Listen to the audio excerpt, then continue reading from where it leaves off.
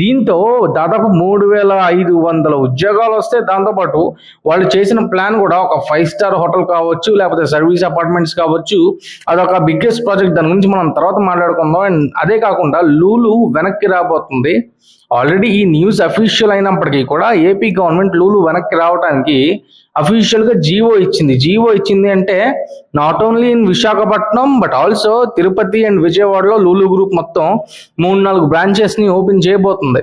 వీటితో పాటు అశోక్ లేలాండ్ కూడా వాళ్ళ ప్లాంట్ ని లాంచ్ చేశారు. అండ్ దాంతో పాటు అరకు కాఫీ అంటే స్టేట్ ని ఎలా అయితే సిబిఎన్ టూరిజం పర్పస్ లో కానీ లేకపోతే వేరియస్ ఆస్పెక్ట్స్ లో మనం అంటూ ఉన్నాం, మన స్టేట్ అంటూ ఉంది అని చెప్పి గ్లోబల్ వైడ్ గా ప్రచారం చేయాలనుకుంటున్నారో దానికి అరకు కాఫీ ఒక biggest example. And Araku coffee Paris airport లో 2వ స్టాల్ ఓపెన్ అయ్యింది అంటే 2014లో స్టార్ట్ చేసిన ఆ ఆలోచన ఏదైతే ఉందో సిబిఎన్ దాదాపు 10 ఏళ్ల పైన పట్టింది అది లాంచ్ అవ్వడానికి, లేకపోతే వాడుకలోకి రావడానికి, లేకపోతే బాగా వైరల్ అవడానికి.